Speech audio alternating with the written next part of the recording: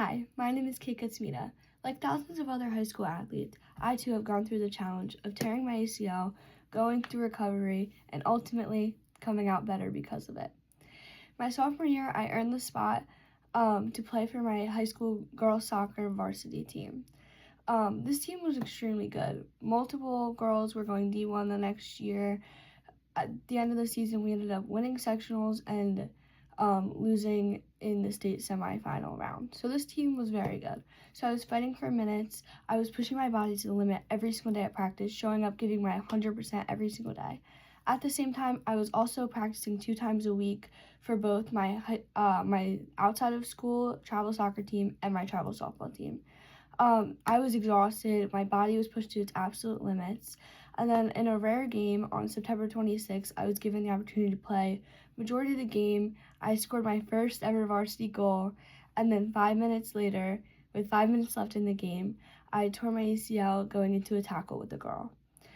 Now, I didn't let this set me back or really unmotivate me in any way. I was extremely optimistic that right after surgery, I would push myself straight into recovery and recover as fast as possible.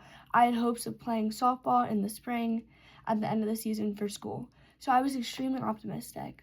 However, this was not the case.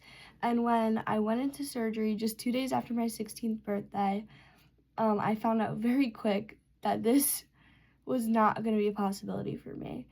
My recovery for the first 2 months was extremely slow. I was on crutches for 3 months, couldn't bend my leg past 90 degrees, and had to eventually go into a second surgery. Now, in this 2-month time period, I was in PT for 2.5 hours, 3 times a week, and I was doing nothing but having my PTs crank on my leg trying to get it to bend. Now, as you can imagine, this took a lot of toll on my mental health. I went into extreme depression. I stopped hanging out with my friends, and I did end up developing an eating disorder, and I lost 25 to 30 pounds at my lowest point right before my second surgery. This was just due to unmotivation.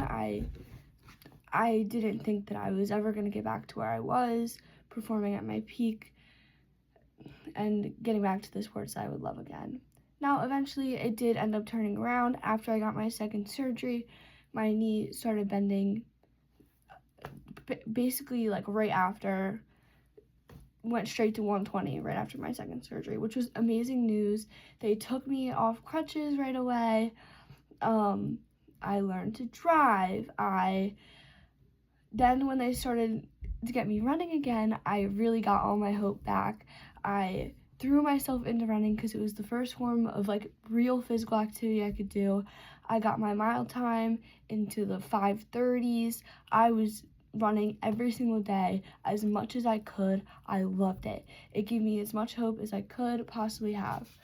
Now, as I said before, my PT journey was extremely long. I was in PT at Davis PT for 12 months. This means I became very close to everyone that worked there. They were some of my best friends, and they helped me through a lot.